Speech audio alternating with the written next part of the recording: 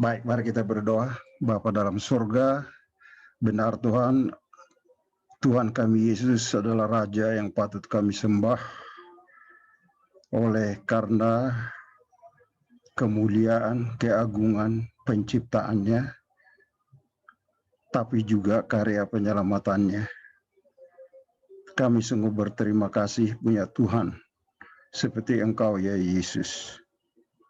Berkenanlah Engkau tatkala kami merenungkan firman-Mu, karena hanya Roh Kudus yang bisa memberikan pencerahan. Walaupun kami mengulang-ulangi, tetapi kiranya itu menjadi meneguhkan, mengingatkan, meyakinkan.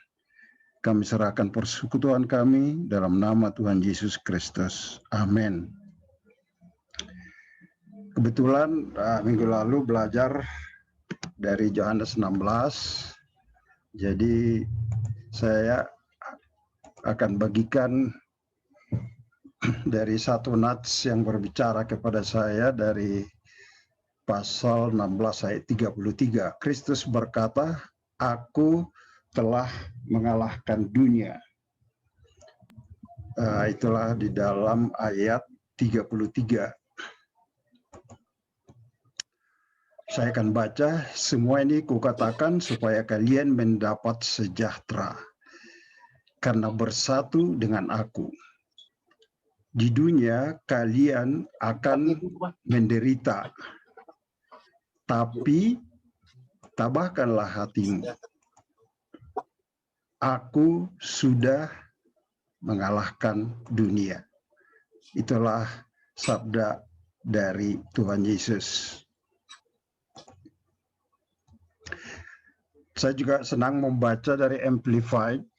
Kebetulan saya baru beli terjemahan ini karena dia sangat luas. Jadi mulai saya juga membaca dari Amplified. Yaitu Amplified maksudnya terjemahannya diluaskan. I have told you these things so that in me you may have perfect peace. Jadi tambah ke sini, kasih damai yang sempurna, ya. In the world you have tribulations and distress and suffering. Di dunia ini akan mendapat berbagai pencobaan, tekanan-tekanan dan juga penderitaan. But be courageous, tapi bersemangatlah. Be confident, percaya. Be undaunted, tidak goyang. Be filled with joy, penuhlah dengan sukacita, karena kata Yesus, I have overcome the world. My conquest is accomplished. Kemenanganku sudah dicapai. My victory abiding. Kemenanganku itu akan tetap. Jadi ini dari versi Amplified, ya.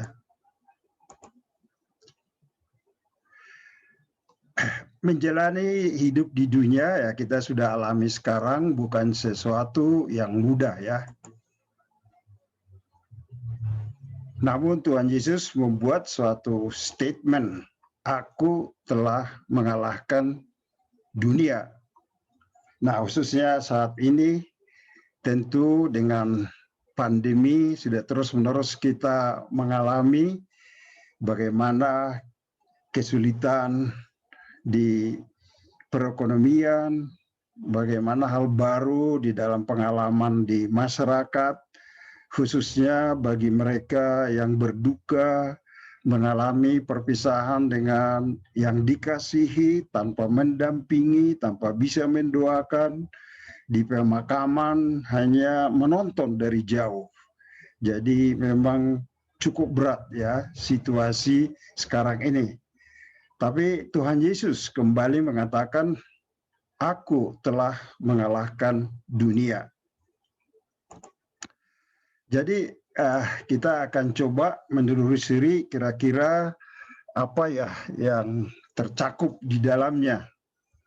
Mari kita melihat pertama yang saya renungkan waktu itu adalah proses penjelmaan Tuhan Yesus ke dunia. Sebab saya cukup takjub bagaimana Tuhan Yesus melakukan pilihan-pilihannya. Pertanyaan adalah, apakah Tuhan Yesus bebas memilih waktu mau menjelma itu akan dilahirkan dalam keluarga dengan status ekonomi seperti apa kira-kira ya begitu perenungannya. Jadi apakah kita pernah berpikir bahwa sebetulnya dia itu kan bebas memilih mau menjelma itu masuk melalui keluarga dalam keadaan ekonomi seperti apa. Nah, dan ternyata dia memilih hal bagi saya sangat menakjubkan ya. Kenapa? Ya, karena dia mungkin bisa memilih keluarga yang mapan atau keluarga yang berada atau keluarga yang punya kekuasaan. Tetapi ternyata dia memilih dengan Maria yang tunangan Yusuf yang notabene tukang kayu ya. Jadi saya sedang coba merenungkan kalau tukang kayu seperti itu seperti apa ya? Ya mungkin sama seperti tukang harian sekarang karena mereka adalah di desa kecil di Nazaret. Belum ada mungkin tukang mebel di sana. Paling bikin kusen-kusen atau tiang atau pintu, bangku-bangku begitu ya. Nah, itulah keadaannya. Nah, dia memilih keluarga keadaan ekonomi seperti itu dengan tujuan apa kira-kira? Nah, ini perenungan pribadi ya. Nah, saya melihatnya barangkali karena dia mau mendemonstrasikan bagaimana hidup bersandar sepenuhnya kepada pemeliharaan Bapa. Nah, tentu dia sebagai tukang kayu juga tidak akan bisa melepaskan kewajibannya bekerja dengan rajin dan keras ya. Ya. Namun itu keadaan keterbatasan tentu membuat Tuhan Yesus untuk senantiasa mengarahkan pengharapannya kepada Bapa. Dan dalam hal itu menurut saya ini sangat berlawanan dengan kemanusiaan kita yang terus mendambakan kemapanan, keamanan dan seterusnya. Ya, jadi saya melihat dalam keadaan itu dia berkemenangan. Kemenangan yang ditunjukkan Tuhan Yesus, kemenangan terhadap keterbatasan ekonomi. Jadi kiranya ini juga meneguhkan hati kita sama seperti Yesus dalam keadaan sulit ini, kita bisa terus bergantung, bersandar hari lepas hari kepada Bapa di sorga. Yang kedua adalah kemenangannya terhadap kematian. Karena inilah salah satu senjata dari iblis menakut-nakuti manusia sehingga kebanyakan manusia tunduk kepada senjatanya itu. Nah, dengan apa yang ditempuh oleh Tuhan Yesus, dia akhirnya bisa memproklamasikan bahwa maut telah ditaklukkan. Karena dia tidak takut terhadap itu, bahkan memasuki, menjalani, melakoni, tetapi mengalahkannya. Nah, jadi seperti biasanya dalam 1 Petrus 5 dan ayat 8 dan 9 kita baca, sadarlah dan berjaga-jagalah lawanmu si iblis. Dalam AMV dikatakan fiercely hungry, dia lapar sekali ya, dia mau mengobok-obok ya kehidupan manusia itu, berjalan keliling sama seperti singa yang mengaum-ngaum mencari siapa yang dapat ditelannya. Dan di dalam ayat 9 dia menciptakan berbagai penderitaan kelihatannya. Dikatakan lawanlah dia dengan iman yang teguh sebab kamu tahu bahwa semua saudaramu di seluruh dunia menanggung penderitaan yang sama.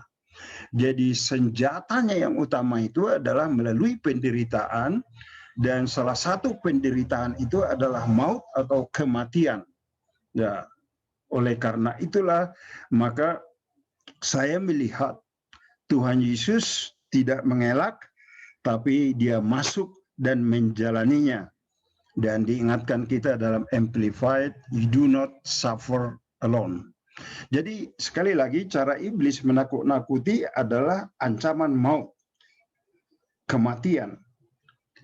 Kristus tidak menghindar, tapi masuk melaluinya, menerima penderitaannya, menerima siksaannya, hinaan ke dalam dirinya, tetapi kedua, dia ambil juga itu sebagai kesempatan untuk menanggung hukuman bagi dosa umat manusia, untuk menyelesaikan hukuman dosa itu bagi kita.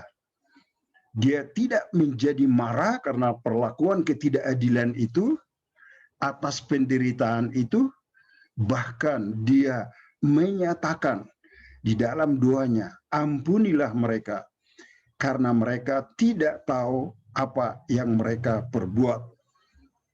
Bagi saya ini suatu demonstrasi kemenangan yang luar biasa dengan apa yang dialami oleh Tuhan Yesus. Ya. Oleh karena itu dikatakan dalam Kolose 2 ayat 15, pada salib itu Kristus membuat segala roh-roh yang memerintah dan berkuasa menjadi tidak berdaya lagi.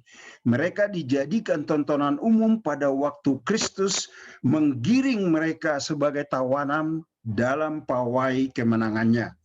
Sementara orang berbaris menonton dia menuju Golgota, itu merupakan suatu demonstrasi bahwa Yesus akan melalui kematian itu, dan melalui itulah dia menyatakan kemenangannya. Sehingga iblis tidak bisa lagi menakut-nakuti umat manusia dengan ancaman maut itu. Karena itu tidak berdaya apa-apa lagi.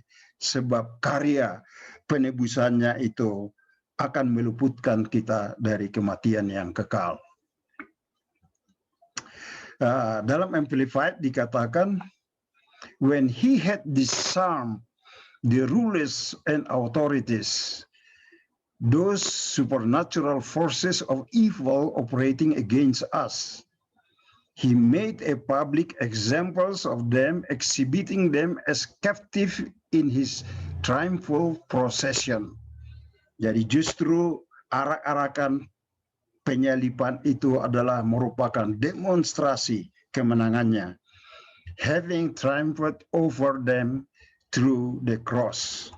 Dia sudah berkemenangan melalui salib itu. Oke, jadi Tuhan Yesus menaklukkan kematian melalui menjalani kematian itu sendiri, dan kita tahu kemudian dia bangkit. Nah, itu sesuatu kemenangan dari Kristus yang harus kita syukuri. Yang ketiga adalah kemenangan Kristus dalam keadaannya sebagai manusia yang tidak berdosa.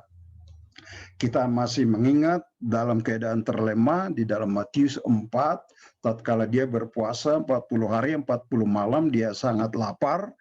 Kemudian si pencoba itu datang mencoba merangsang rasa kelaparannya. Tetapi dia menyatakan kemenangan karena dia berpegang teguh kepada firman Allah. Manusia tidak hidup dari roti saja, tapi dari setiap firman yang keluar dari mulut Allah.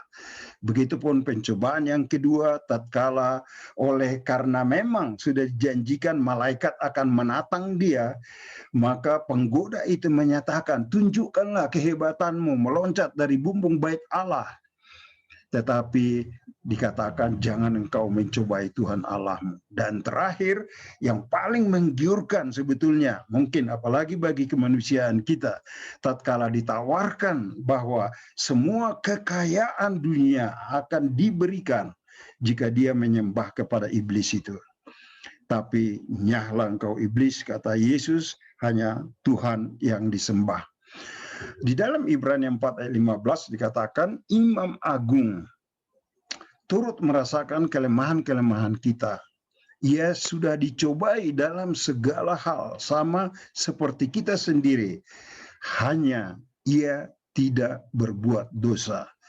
Jadi sama seperti kita, dia mengalami pencobaan-pencobaan, tapi dengan berpegang kepada firman Allah, seperti yang kita sudah ulangi tadi dari Matius 4, maka dia terus menyatakan kemenangannya.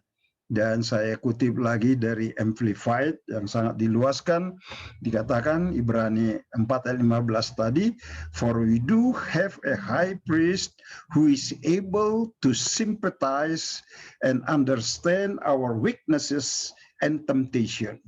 Jadi dia dapat bersimpati, dapat mengerti kelemahan dan pencobaan-pencobaan kita, karena dia sebagai manusia menjelma ke dunia ini sudah menjalani dan mengalaminya sendiri. One who has been tempted, seorang yang sudah dicobai, knowing exactly how it feels to be human. Jadi dia benar-benar meresapi bagaimana menjadi manusia itu. In every respect as we are, yet without committing any sins. Jadi pas seperti kita menjalani hidup ini, dia sudah menjalaninya, tetapi tidak pernah jatuh ke dalam pencobaan dosa itu.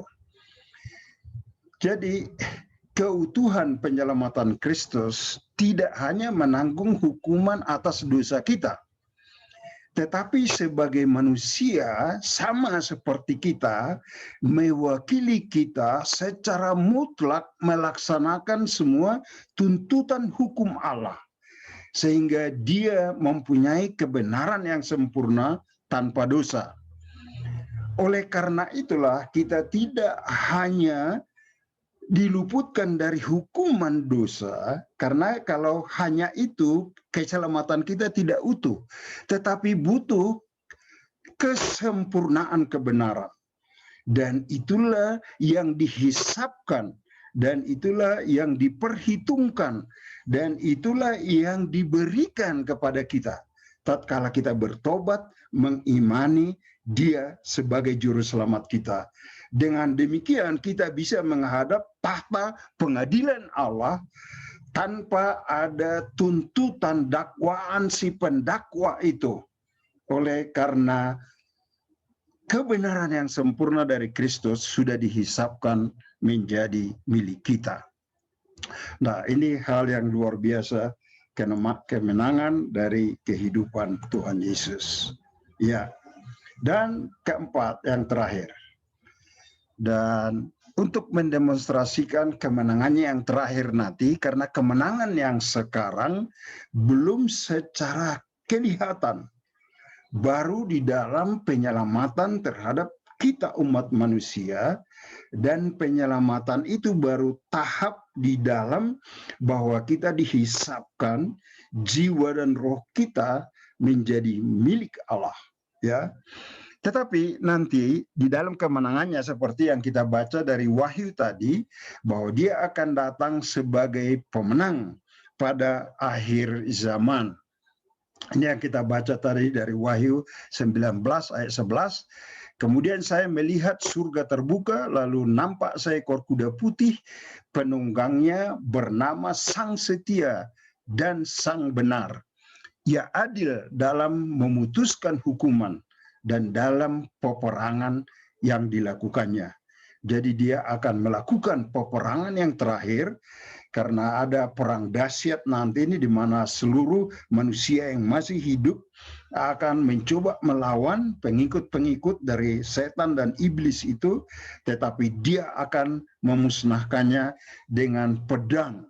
Dia hanya dengan api yang keluar dari mulutnya memusnahkan semuanya mereka. Kembali lagi dengan tafsiran atau terjemahan yang diperluas dari Amplified.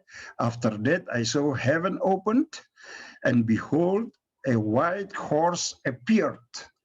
Ada kuda putih yang tampil.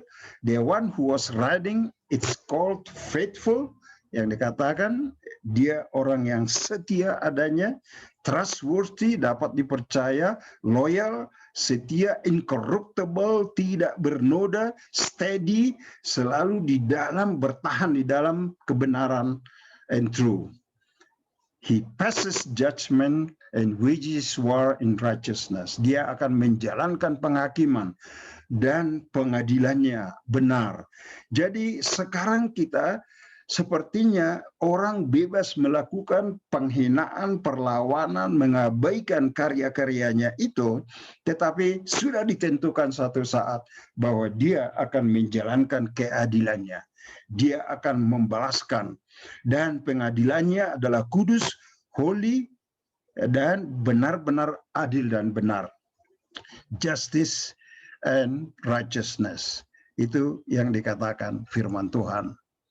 Oke, nah beberapa seniman berusaha mencoba melukis bagaimana ya, walaupun tidak sempurna, tetapi ini penggambaran dari Wahyu 19 ayat 11 tadi. Jadi Tuhan Yesus akan datang dengan menunggang kuda putih, kemudian jubahnya berlumur dengan darah, ya, itu lambang simbolik dari penebusan kita, dan diikuti dengan tidak terhitung tentara surga gitu ya, untuk menjalankan penghakimannya. Ini sedikit semacam usaha dari para seniman melukiskan, walaupun tidak persis, mungkin sempurna seperti aslinya nanti, tapi kita sedikit bisa membayangkan. Oke, jadi penerapan kita apa? Nah, yang pertama, kita ada di pihak pemenang. Karena itu jangan menyerah, jangan putus asa, betapa besar pun tantangan hidup ini, betapa sulit pun keadaannya. Karena kita di pihak pemenang, yaitu Yesus sendiri. Yang oleh karena itu, bagian yang kedua, belajar bertahan dalam menghadapi tantangan itu. Jadi kita belajar bertahan terus, pasti akan Tuhan menyatakan pertolongannya. Yang ketiga, kemenangan Tuhan pasti datang, bertekunlah. Kemenangan Tuhan pasti datang, bertekunlah.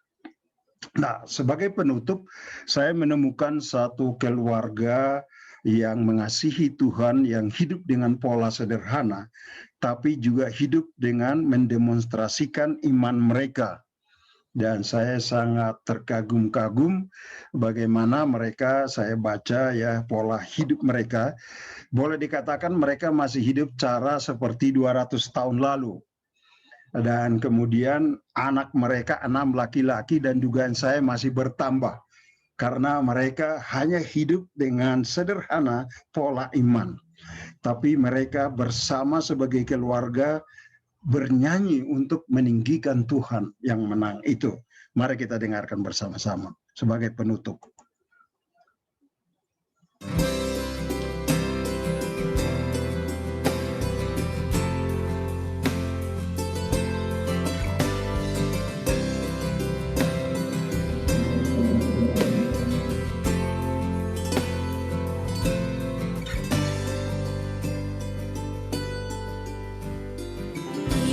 Exalted, the King is exalted on high, and I will praise him. He is exalted forever, exalted, and I will praise his name. He is the Lord, forever his truth shall reign. Rejoice in his holy name. He is exalted, the King is exalted on high.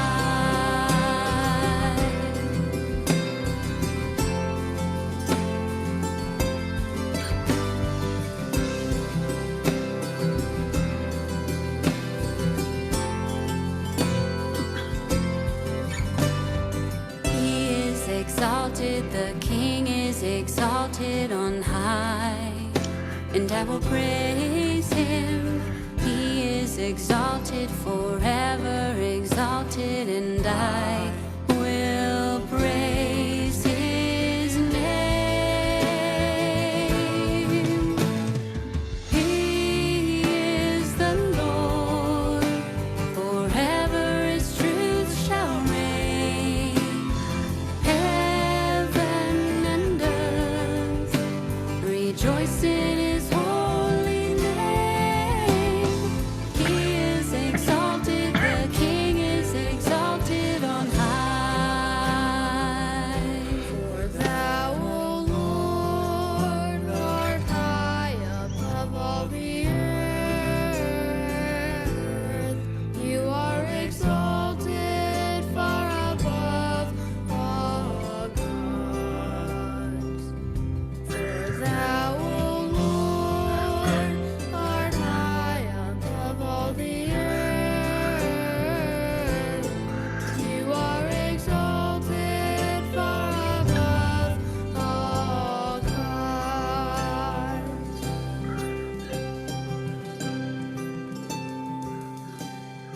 I exalt thee. I exalt thee. I exalt thee. O Lord, I exalt thee. I exalt thee. I exalt thee.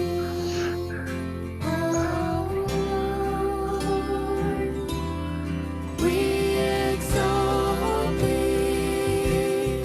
We exalt thee. We exalt thee. O Lord, we exalt thee. We exalt thee. We exalt thee. O Lord, for you are the Lord. Forever your truth shall reign.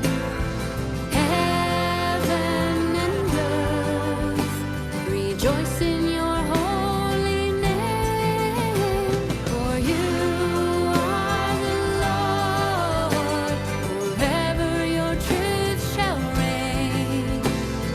Heaven and earth rejoice in your holy name.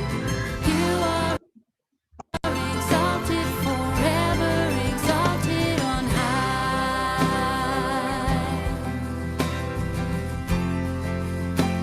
Forever exalted on high.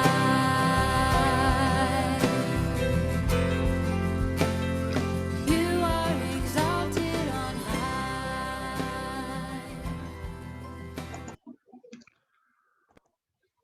Baik, mari kita berdoa.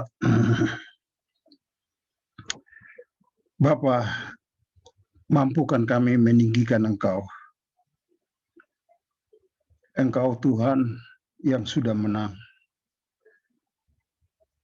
Mampukan kami untuk bersandar, untuk berpegang teguh pada firman-Mu, janji-janji-Mu, bagaimanapun sulitnya keadaan hidup ini Tuhan.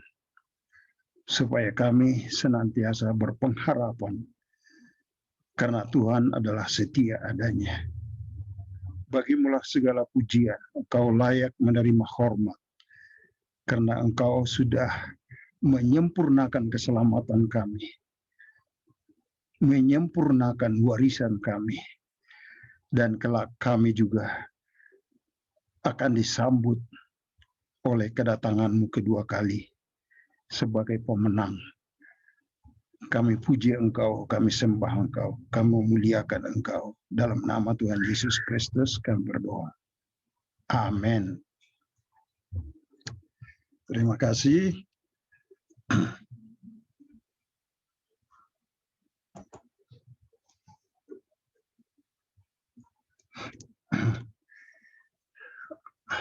Kita akan mempersiapkan persembahan kita ya. Lagu pujian dulu. Tuhan Yesus si Permahan.